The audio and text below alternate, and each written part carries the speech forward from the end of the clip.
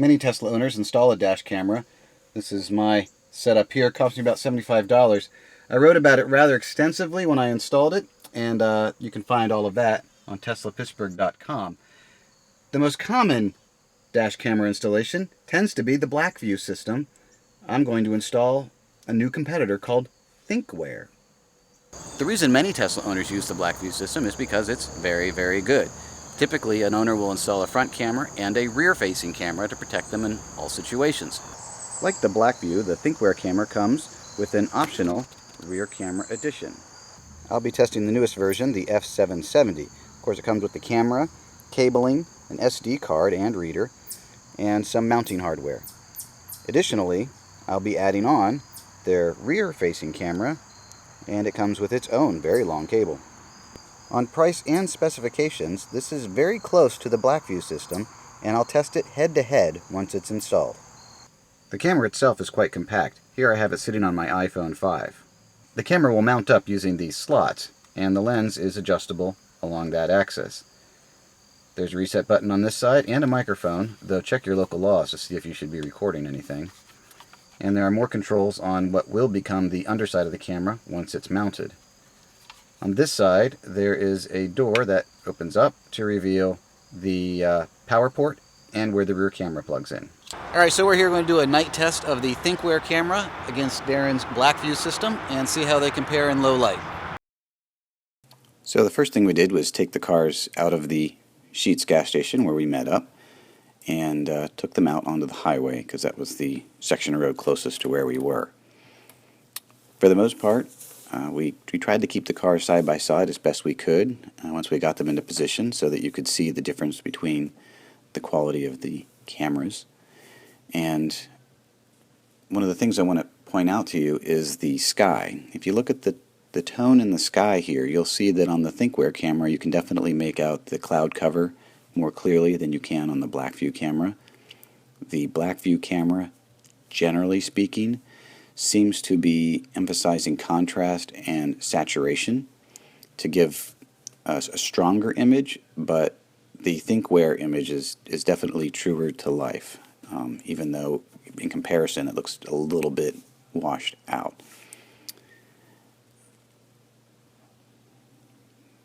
Reading license plates in the dark does require that you are very close to the cars, and I think there's a few that I've tried to include here, including Darren's car, and it's just hard because the license plate lights kind of dazzle the cameras a bit.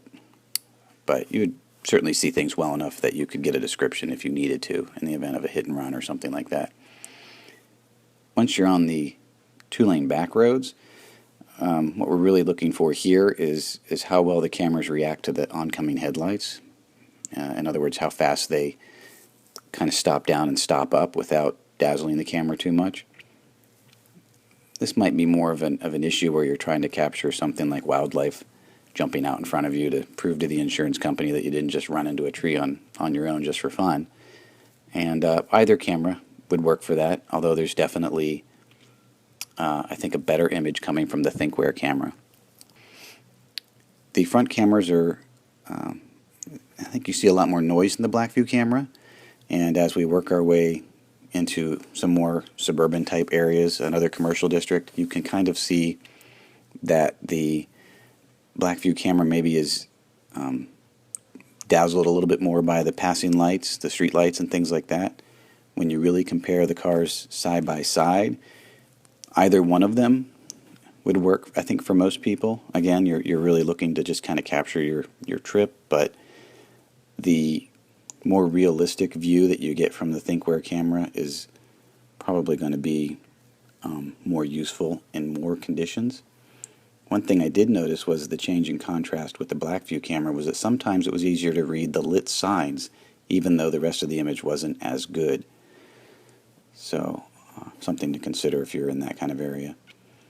Again, in particular, from the rear view, the Blackvue rear camera is really having some trouble dealing with these kind of conditions. You kind of see the difference in the sky, even in this area between the two cameras. There's a little bit more of the stars and moon kind of thing. almost immediately when we looked at the recordings, it was pretty obvious, the same things I'm showing you here, that the Thinkware camera is a more realistic view of the night sky, and the Blackvue is also pumping up the contrast and saturation just like it does in the daytime. So there's the cop spots. Yep. Okay. Alright, so we have these synchronized, and we're just doing a quick comparison of the two, and we'll do more analysis later, but there you go. There's a quick look at them together. It does seem brighter on the Thinkware, it doesn't. I have more blue sky than yours. But you do have prettier colors, this is true. Your colors are prettier. Alright, so we're doing some daylight tests now, comparing the Blackvue to the Thinkware, and we'll be showing you those results. So here comes Darren up behind me. This is the Thinkware camera. You'll note the labels. There's the Blackvue label. That way you'll be able to tell what camera you're looking at. Now this is McKnight Road. This is north of Pittsburgh. It's in a suburban commercial district, and it will be typical of the kind of scenes that many of you will find in your suburban areas. And the detail on the road is actually kind of handy. You can see how the cameras compare. Again, the Thinkware camera tends to have a little bit truer look to it compared to the Blackvue camera, especially on the back view like this, where the Blackvue has a downgraded camera looking out the back of it. The Thinkware reverse camera, like this one, here you go, is actually the same unit effectively as what's in the front, so you don't see any change in the quality of the image when you go from front to back, unlike the Blackvue. And we tried to stay together as best we could. Sometimes we had to try a little harder than others, but we wanted to give you a side-by-side comparison so that you could judge for yourself the differences between the colors and the shutter speeds and things like that. Now, I've tried my very best to make sure that these images are not degraded in any way by editing them, compressing them, and uploading. If you haven't already, you'll want to make sure you're on the HD mode on YouTube so that you can see their full quality. Now, here on McKnight, you can look at the signs, you can kind of see some of the passing cars. You really don't get a very good look at the license plates for the most part, unless you are fairly close to them.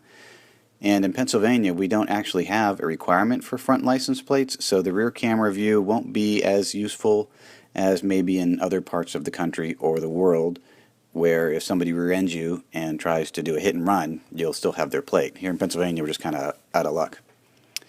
Now, this section of road is a climbing road, 2-lane, very twisty and very shady. This is taken in October, so the sun is very shiny. I should say it's shining brightly.